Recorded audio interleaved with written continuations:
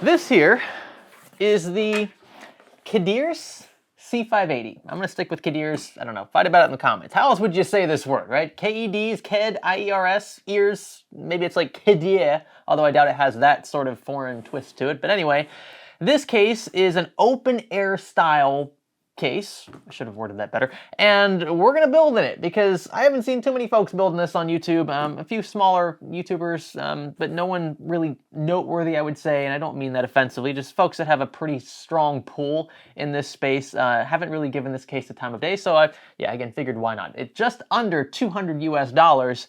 Is this thing worth your hard earned? We're gonna find out. Stay with me. To get rid of that annoying Windows activation watermark, head on over to VIP SCD Key and purchase a Windows 10 Pro OEM key for a fraction of the price of retail. Just use a secure payment method like PayPal, enter your product key into your PC settings window, and say bye-bye to the watermark. And be sure to use our offer code SKGS for a sweet discount. So I think the sensible thing to do at this point would be to open this thing up, and you can see it wasn't really packaged all that well. It's, yeah, kind of rough. And you can see there's quite a number of Chinese shipping labels on it, so that's definitely where this comes from, although it really shouldn't be of too much surprise at this point. A lot of stuff is manufactured in China. Let's get this tape off of here. Gonna try to pull it out piece by piece. I guess we need to assemble this somewhat. Oh wow, there's a lot in here. Well, here's our front panel. I'm just like completely shredding this packaging. I'm not sure how it's supposed to be taken apart, but yeah, here's basically the whole frame. It's just this one big piece right here. Come on, get out of here. All right, and finally we have all the pieces in the box laid out here on the table, minus the scissors. But I'm up for the challenge here. One of the reasons why I picked this is because it looked like it needed a bit of assembly. And while I'm not the biggest fan of open air style cases in general, I will disclose it up front, I thought that the product photos made this case look appealing. I mean, a few people have bought it, you know, it's not like a case that's never been built in before. So it could surprise me. I doubt it, but it could. I mean, keep in mind, again, $200 we're talking about here. So we'll start by assembling the feet to the central part of the frame with these included torque screws. PCIe slots going in. These directions are actually very handy. Now, as I'm installing these side wings on both sides of that central part of the frame there, I noticed that some of the posts they want you to use have chipped paint, and unfortunately underneath that it's just bare metal, so it's a bit shiny and it stands out. One of the consequences of going with white paint is that yeah, once you get through that paint, it looks pretty awful underneath. Unfortunately, this was the only variant of the C580 that I could find. Oof, yeah, again, that is paint that is not coming back, folks, and that's actually on one of the feet. And here we are so far. I think so far so good. It looks nice. It definitely is an attention grabber. I think that was the point of this. I think Kediers did a pretty good job making it look unique and not so unique and weird to the point where it falls into the same category as that Vitru case we built in an earlier video in this playlist. I think this one works, you know, and despite it being a bit wobbly, you know, yeah, the tempered glass panels, it might stiffen things up a bit. I don't like tempered glass being a part of the structural integrity of a case, but the way that it's designed here, yes, it is a bit wobbly, and I'm sure it will be even more wobbly once we get the power supply, graphics card, and motherboard in here. Speaking of which, let's go ahead and start throwing other components into this thing, and then, yeah, we'll wire everything up, sandwich it all together with these two tempered glass panels. They're actually over there, that's awkward, and we'll light it up and call it a day. Here we go. So we've got this sweet LGA 1700 Z690 Aorus Elite motherboard from Gigabyte to use. We'll squeeze in an Intel Core i5-12600K this time around just to change things up a bit. Easy does it. Drop right in, want to be careful. There we go, and lower that socket back down. The plastic thing comes off, and a lot of force. Whoopee. And we're gonna pair it with 32 gigs of 6200 megahertz Corsair DOM Plat RGBs because these things look sick. 1 and 2. Now I've gone ahead and test fit this tempered glass panel here so you can see what sort of spacing we're working with. There is one major compromise I want to talk about before we get everything in here. The motherboard will be rotated 90 degrees counterclockwise such that your rear IO is actually facing downward, as will your graphics card display ports, right? So your HDMI, DP, all that stuff. You're gonna be plugging in from below. I don't think that's an issue because you have plenty of clearance down here. But the one big compromise is the tempered glass itself being so close to the motherboard tray that you're really not going to be able to fit a large tower cooler here, like at all, without completely omitting this tempered glass panel, which I suppose you could do, but it would look a bit strange. I think it looks a lot better with the glass here. This is designed mainly with AIOs in mind, with pump blocks that are a lot smaller, a lot shorter. They don't stick up very far from the motherboard itself, so you shouldn't have any issues with clearance here.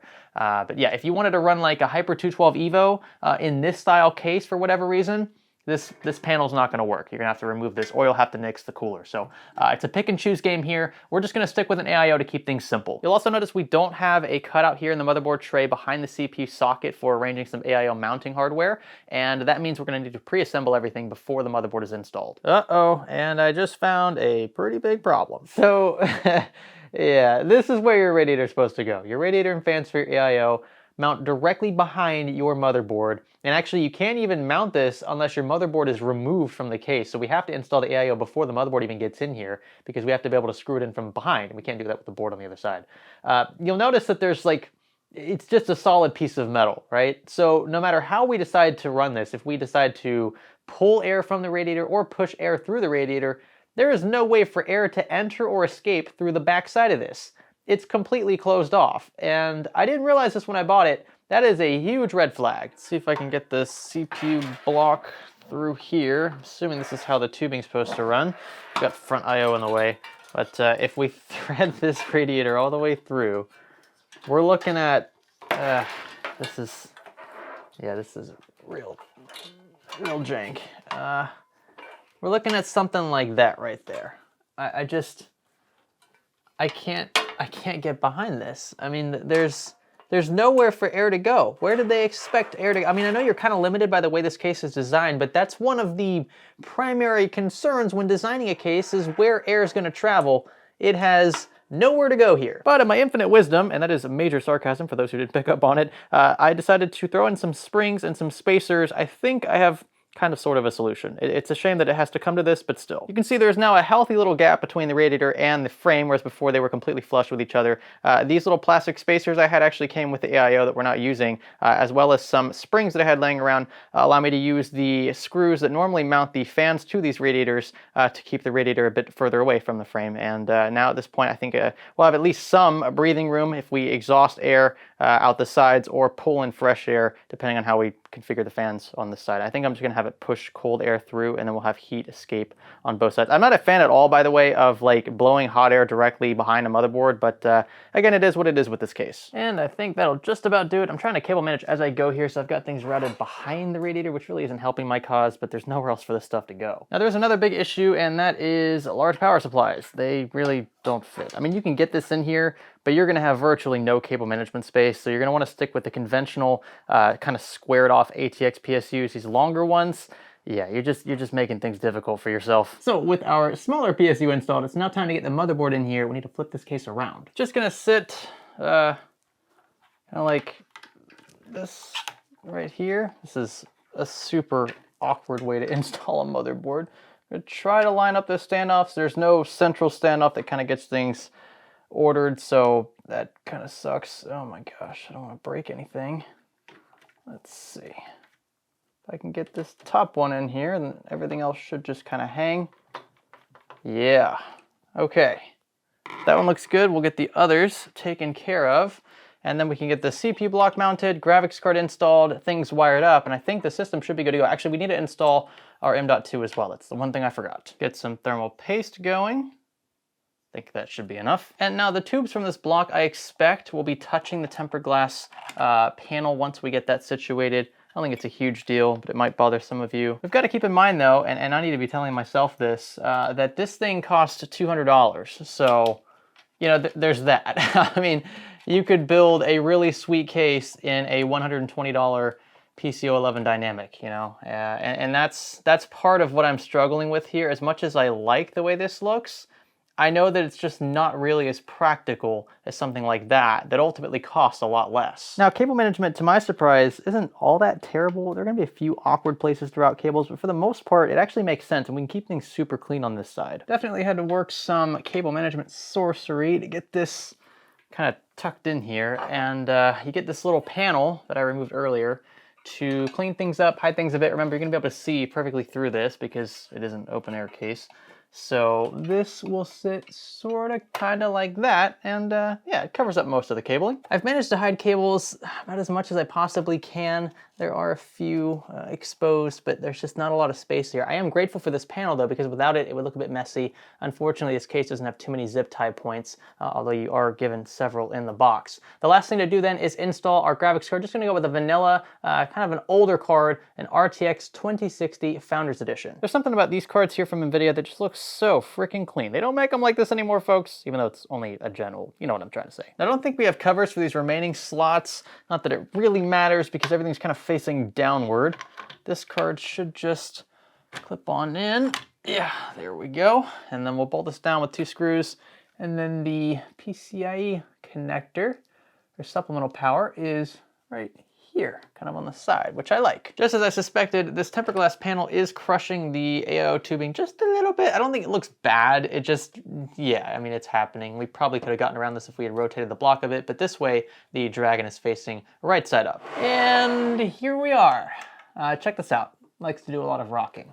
This is like, you know, that's one finger. Like I'm not doing too much. Another thing that I don't like, the fact that these tempered glass panels aren't fully secured. Like I've torqued these thumb screws all the way down, and it feels like there should be some sort of like rubber stopper or something that I didn't get in the box. I took everything out again. I couldn't find those. So we've just got glass kind of clanks around.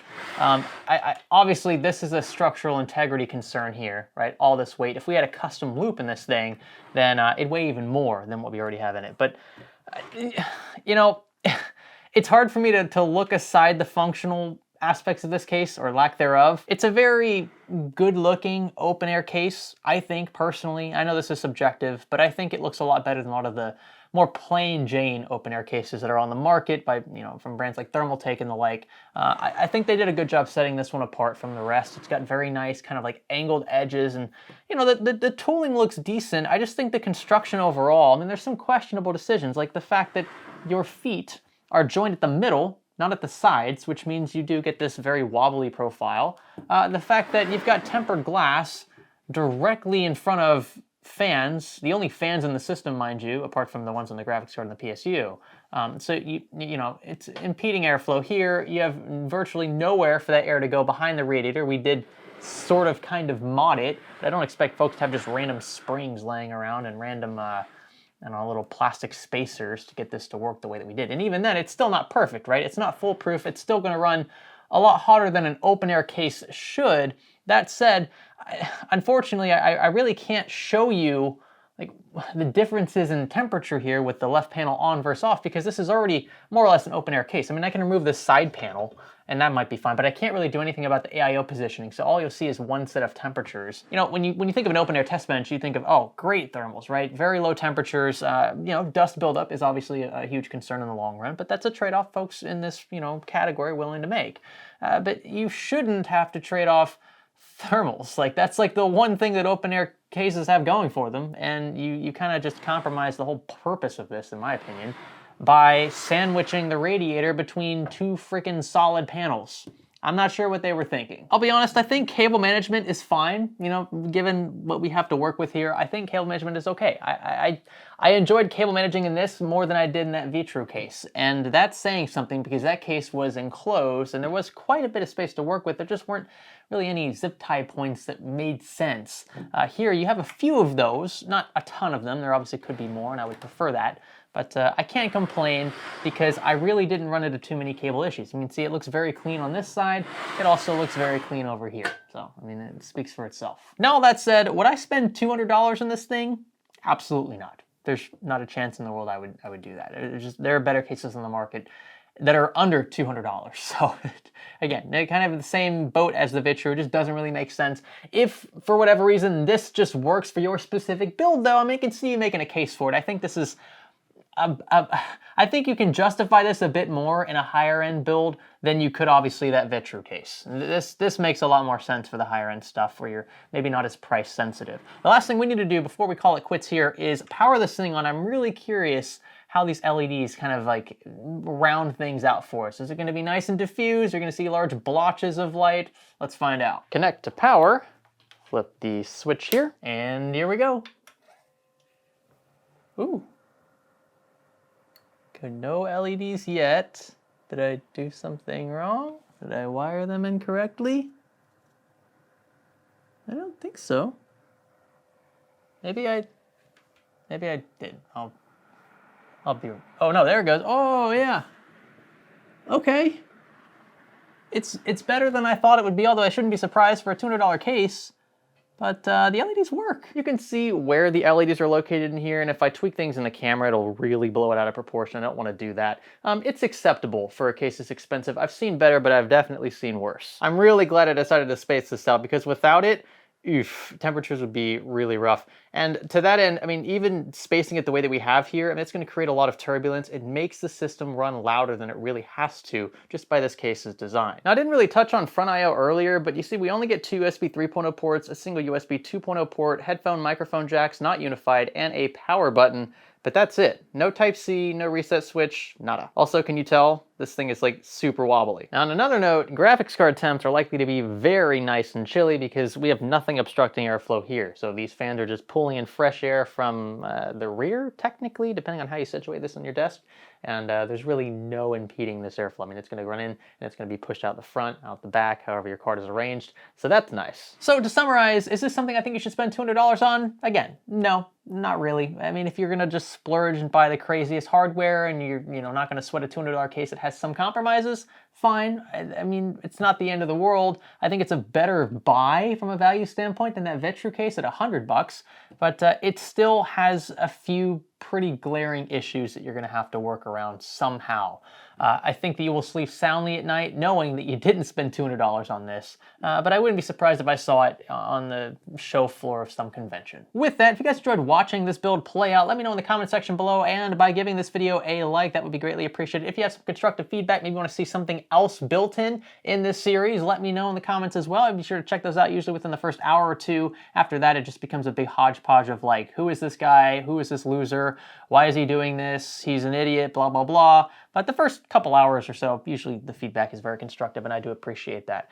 So if you liked this case, maybe you didn't like the Vetru, but you want to see us spend another $100 or $200 on a case that's totally different than these two, let us know, and we'll be sure to check them out. I buy these with my own money because I don't have contacts with these companies. We've never worked with these companies before. And I think that's part of the appeal, you know, building in cases that you really haven't seen anyone else build in before. I think that there's just a sense of adventure there that you really miss in some of the more mainstream builds out there. So again, leave that feedback. That's appreciated. If you haven't subscribed already, get subscribed, and I will catch you in the next one. My name is Greg. Thanks for building with me. Jesus, this thing is still shaking.